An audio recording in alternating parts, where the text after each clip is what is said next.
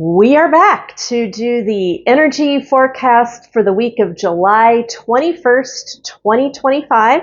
And I've got some announcements right out of the gate. That movement of Uranus into Gemini, oh my God, click, click, click, some things have been changing. But first, I should probably start reminding people to make sure if you like this channel to be sure to like, comment, follow, subscribe, and share me with your favorite people. Announcement number 2 is that I've got a few changes with my platform going on as far as shuffling around information on video.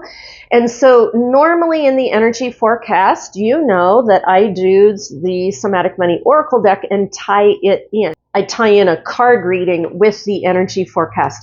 If you've noticed the last 2 forecasts, Spirit Team has had me pull these decks, not do a reading. And as of this week, they've started giving me more information about how to bring the magic of Somatic Money weekly forecast readings to my platform. And I'm actually going to do spot on financial readings for folks. Next, kind of a fun thing, and I didn't want to share this, but Spirit World was like, you need to get out in front of this right away. So one of the things that's happened for me personally over the last month or so, and I will be sharing the story on it, but Spirit World has had me move into artwork. And I'm like, that was totally out of left field. And they want me to start sharing my artwork. I've always wanted to do, but never had the courage to do it, is I'm trying my hand at watercolor. Take a look at those. Kind of crazy out of the gate, but this is my best effort so far. And it is a sunflower, if you can't make that out. That's a sunflower. And here's just like an abstract landscape. So I'm going to be talking more about that, what that means, and what that might mean for you right now. And Spirit Team wants me integrating my artwork into this platform just to kind of bring some lightness and spontaneity thing in the middle of some really heavy stuff that we've got going on right now. Let's get on to the energy forecast for this week. There's some big stuff going on. Now, if you're one of those persons that gets overwhelmed with my energy forecast, I kind of came up with like a quick glyph on this, a quick 1-2. Like, what can I tell to the people who just want to get right to it? What I can tell you is this week that we've got coming up astrologically is bumpy. It's bumpy. It's got some whiplash built into it. First one way, then the other. And so that's the challenging aspect. You know, I like to talk about the challenging aspect, and then I like to talk about the positive aspect. The positive aspect is when there's bumpiness, when there's chaos, there are opportunities to be had. So this week, especially how Uranus is sitting brand new and fresh in Gemini, this is a great week that is, as the bumps are happening, keep your radar out for opportunities or changes in how you're thinking about things that might become opportunities. That's going to be an important thing to do just to kind of help you keep your sanity. And the other thing that I would give to you as a tip is right now, even stop the video. Once I give this to you, even stop the video and go do it right now. Find your focal point. What is your focal point for this week?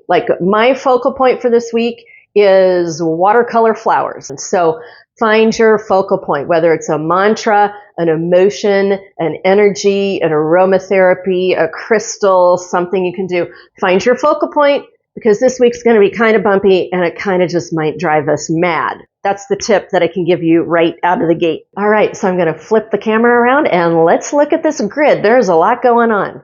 We are going to begin here. I am recording this on Sunday, July the 20th. Right around a timeline jump. Let's pan back down the calendar and at least get to this marker point, right? And then we're going to come back up the calendar to next week, this coming week that we've got coming in, July 21st. There it is in all of its crazy glory. And I want to pan out to next week where we really begin to get into some of the next steps of stuff. So let's come back here and let me just tune in with Spirit Team. Okay, first guidance from Spirit Team is, see these notations I've got here? I'm going to be covering these in my psychic notes that I will be working on to get out shortly after this energy forecast. If I include this here, it's just going to be way too long. And this is actually more psychic notes information. So that's going to be my next video when I get it out. But I do want to give a nod to, remember these markers, that marker and this marker? Boy, was it not true. Like, we headed into the intensity. We were really in the thick of the intensity. And by here, we really dropped out of it. So Spirit Team was pretty spot on with helping me identify that. Also, just a quick nod. Yes, this was a huge turning point, life-changing week and very subtle, powerful energies. And I will be talking about that in the Psychic Notes update. So let's get into it. July 20th, 21st. What are we looking at here astrologically? And we need to do a review on the baseline, okay? And the whole baseline is Saturn retrograding conjunct up with Neptune retrograding. This has been going on for quite some time. First they conjuncted in forward motion. Now they're both retrograde together. And to add some spice to it, Pluto is now sextiling both of them. So I consider these whole two lines, this is all a very powerful, low-riding, subtle action that's going on. And I got to give a shout out to Tiny Farm and ask a question to other astrologers about the Cassini. So thanks, Tiny Farm, for bringing this up. And the video that Tiny Farm connected me to was that when planets were moving in conjunct with one another, they create an amplification that's evidently called a Cassini. I think I'm saying the word right. And I believe that's what we're seeing here. I don't know for sure. If you're an astrologer and you can confirm or refute and enlighten us, that would be fantastic. And so while we're looking at it, let's do a bit of a review here. The Neptune retrograde in Aries with the Saturn retrograde in Aries, sextiling Pluto retrograde in Aquarius, is a period of intense self-discovery and potential transformation. The Neptune retrograde in Aries is a blurring of self-identity, and it's a confrontation with illusions or self-deceptions. Saturn retrograde adds a sense of self-responsibility and structure, especially with fiery tendencies. Then the Saturn retrograde with the Pluto retrograde sextile is supportive of energies for past and revolution in a transformation for breakthroughs and change. I know in another video I also made mention of this setup being about new beginnings. And this has been going on for a while, and it's going to continue to go on for a while. And that's all happening through this chart as a baseline, all right? And just so you know, it took me a little while to figure out, like, what the heck is going on with this week. And if you notice, we got a clump of activity here. We got a clump of activity here. Zinger, Lilith, and Mercury there. And so before we get to some of these other big moving parts, let's just talk a little bit about Venus squaring up with Mars. So Venus in Gemini squaring up with Mars in Virgo is a potential conflict between desires and actions, specifically around communication, intellect, and practicality. Keep in mind about the friction of this communication, because as we move through the week, there's going to be a change up that's connecting with that. So Venus squaring up with Mars at the front end of the week, moving through a good chunk of the week. This is spicy. That's going to give us a little bit of communication spice here. Now, let's drop down here and take a look. We've got North Node, North Node, North Node, and South Node, which means we basically got a look at where's our destiny, where are we headed, and that's in opposition to Mars, which is in Virgo, at the same time that we're taking a look at, hey, what did we learn through the square with Venus about value and love and partnership? And this is all happening at the same time that we've got some pretty spicy communications action going on with Venus and Mars. And look, there's Venus and Mars. So these two movements are going to be interacting with one another. So while we've got this spiciness with communication and partnership and love squared up with planet of action in a practical kind of way, I want you to take a look at this. Venus and Mars are also going to be interacting with your North Node, which is about where are you going, in opposition with Mars at the same time, and the South Node, which is, hey, where have you been? What have you learned? What have the lessons that have come up? And South Node is squaring up with Venus. So this astrological action right here is going to be contributing into this movement right here, back and forth. So front end of the week, we're going to be taking a look at, like, hey, where are we going? Where have we been?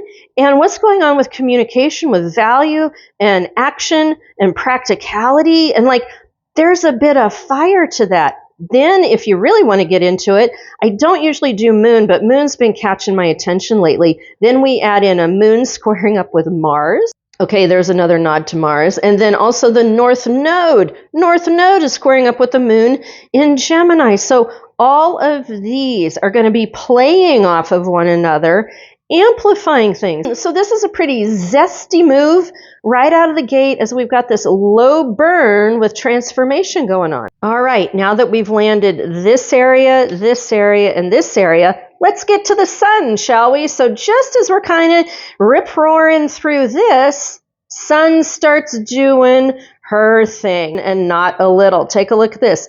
The sun moves into Leo. Well, what's Leo about? Leo is about the roar, the presence, the I am here energy, and sun is about the self.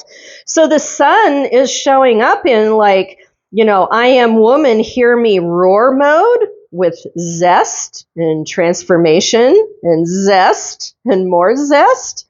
Are you getting the picture here? Well, and look at, sun is mixing it up, doing a sextile with Uranus, which is just freshly into Gemini, a couple of days there. And then sun moves into a trine with Saturn retrograde, Neptune retrograde for a couple of days, because those are all connected up. And that's this whole line here. And then we're not done with that yet. Then the sun and the moon are opposing Pluto, which is connected up all in here. And then we top it off with a new moon in Leo roar. All of this right here is talking about having a say-so, having a presence with changes in thought and reviews of our lessons and what's going on with our intuition and our psychic self in review, and a push-pull with Pluto, a transformation. And so can you see the whole soup going on right here? Like, we've got zest going on here and things going on here, and the moon's weighing in, and it's on this slow-moving burn with Saturn, Neptune, and Pluto. And what I'm finding is that, like, it's, revving up the engines, and then boom. We hit Lilith in Scorpio squaring up with Mercury in Leo. And, all I got to say, folks, is if Lilith squaring Mercury was just sitting by itself, like, it'd be like, okay. But what I want you to see is this right here. To me, this is like priming the pump to tell the secrets, because Dark Moon Lilith is about the underbelly of our passions, with a frictional square going on with Mercury, who loves talking and communications and logistics. And guess what? Mercury's sitting in Leo. Leo wants to roar. Leo wants to tell you you're being present. You know what this is? Telling secrets. And if this was by itself, it would be one thing, but no, we've had pump priming with a bunch of energy and zest, and we hit Lilith and we go boom. And folks, this is where I would say get your popcorn out, because I think there's going to be some huge revelations that come out here. And I mean, like the Coldplay thing that happened this past week, and the tit for tat going on with the Epstein thing, like this right here, after all of this, like this is where more of an unraveling happens, and it's all astrological. It is all astrological. So this could be a little bit fun, but I do have to give a nod to you. Be careful, because this is not only about the national scene, this is about your personal scene. So if you are brewing, don't be surprised if there are secrets that come out in your personal life, on the work front, within family. Like this whole thing has got unravel for transformation written all over it. And thus we come back to, Spirit Team said the theme for this week was change is the new normal. So bumpy with change. This is where I come back and say the positive is that wherever change or chaos is going on, there's always opportunities in that, and you want to watch for it. Again, this is a week of riding the waves. Make sure you have your focal point. You might want to be just going along for the ride, because it is going to be quite a ride this week. Now, we're not quite done, because I want to begin to give a heads up. At the end of this week, we begin to head into timeline jumping season again, okay? This is the first major, deeper timeline jump that we've got going on. Now, I'm beginning to pendulum check into these. This timeline jump that we've got going on from Sunday into the front end of next week, it is in the layer number 3 into the second layer. The last time we hit the second layer on a timeline jump was back in March 1st of 2025. I'm beginning to pendulum check the percentage level so that we can figure out how much of an energy impact is going to be going on here. It pendulum checked out as an 85%. So this is kind of like, to me, it's the shot across the bow.